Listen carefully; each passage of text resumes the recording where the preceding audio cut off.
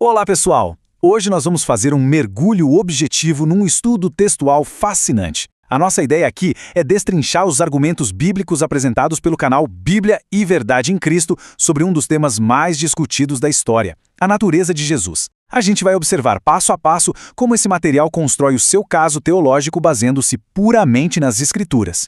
Bom, vamos direto ao ponto. A grande questão que esse estudo tenta responder é exatamente essa: Jesus é Deus. A fonte deixa claro desde o início que a resposta não deve ser procurada em tradições humanas, e sim estritamente no texto sagrado. E para garantir uma consistência absoluta em toda essa análise, o canal usa exclusivamente a tradução da Nova Versão Internacional de 2011. Ter essa base unificada é essencial, sabe? É isso que permite fazer comparações textuais tão precisas.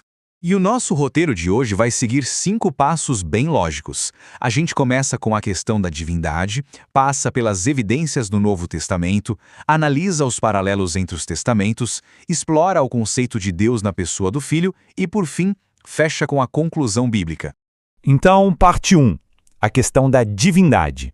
Como a gente comentou, a fonte estabelece que a resposta está nas palavras do texto, deixando as opiniões filosóficas de lado. Por isso a NVI de 2011 é o nosso terreno comum aqui. Isso é absolutamente crucial porque, quando formos observar o uso de palavras exatas, a consistência da tradução é o que valida o argumento textual de ponta a ponta.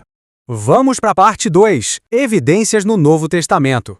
O canal começa com força total, trazendo a famosa exclamação do discípulo Tomé. Quando ele se depara com o Cristo ressuscitado, ele diz: Senhor meu e Deus meu. E o grande destaque que a fonte faz aqui não é só sobre o que o Tomé disse, mas a reação do próprio Jesus. Jesus simplesmente aceita essa adoração direta e esse título sem dar nenhuma correção. No contexto judaico super rigoroso daquela época, isso é um detalhe narrativo imenso. Olha, o que é super interessante de notar aqui é como a fonte compila vários títulos divinos diferentes atribuídos diretamente a Jesus. Não é uma citação isolada de jeito nenhum.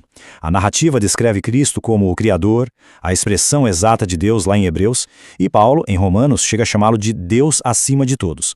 Até o nome Emanuel significa literalmente Deus conosco. A fonte mostra que o texto confere a Cristo um vocabulário que pertenceria única e exclusivamente à divindade. Parte 3. Paralelos entre os testamentos.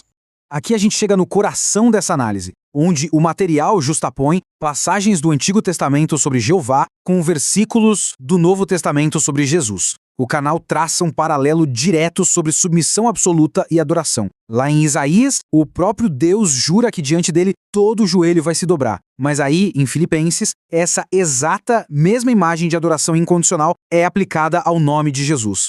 É a mesma honra soberana sendo transferida textualmente.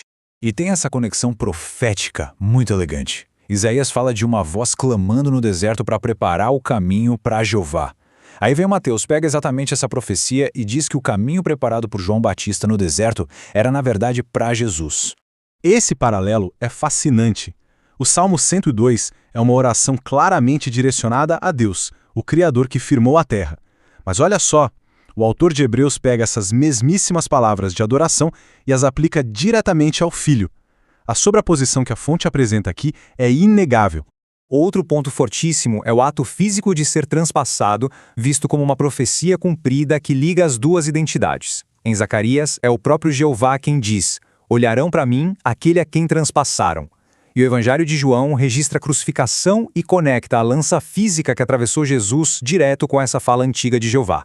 E isso ilustra de um jeito brilhante a replicação do título soberano máximo, o que em Deuteronômio é uma declaração da majestade incomparável de Jeová, no livro de Apocalipse vira a inscrição exata na veste de Jesus vitorioso. O título final não muda, o que, segundo o canal, só confirma essa mesma essência divina compartilhada. 4. Deus na pessoa do Filho. Para resolver essas sobreposições textuais, a fonte traz um conceito muito específico do Evangelho de João, Deus onigênito. A análise sugere que a função do Filho não é ser um ser criado à parte, mas sim a manifestação exata e visível do próprio Deus, com o objetivo de tornar o Pai conhecido aqui no nosso mundo físico. Tem também um argumento puramente gramatical trazido na famosa instrução do batismo, lá em Mateus. A ordem não é batizar nos nomes, no plural, mas em nome, no singular, englobando o Pai, o Filho e o Espírito Santo. A fonte argumenta que essa estrutura singular coloca o filho no exato mesmo patamar de autoridade do pai. O último grande texto comparativo dessa seção é a famosa visão do trono de Isaías. No Antigo Testamento, Isaías fica aterrorizado diante da glória indescritível de Jeová. Mas o Evangelho de João comenta sobre esse evento e afirma que Isaías estava, na verdade, vendo a glória de Jesus. É uma prova textual usada pelo canal para dizer que a majestade vista na eternidade era do próprio Cristo. E, finalmente, parte 5, a conclusão bíblica. Então, o ponto crucial aqui, sintetizando tudo que vimos, é que a análise metodológica do canal resume o caso nesses 4 pilares. Segundo a fonte, os textos mostram que Jesus compartilha as características atemporais de Deus, recebe adoração que seria blasfêmia para qualquer outro receber, cumpre profecias do próprio Jeová e se apresenta como Deus revelado em carne. É um caso inteiro construído ligando os pontos de um lado ao outro do livro.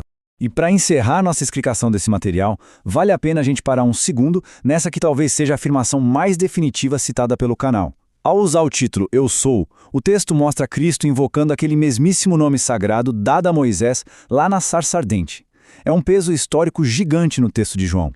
E aí fica a pergunta, o que isso tudo significa para a nossa compreensão dos textos sagrados hoje em dia?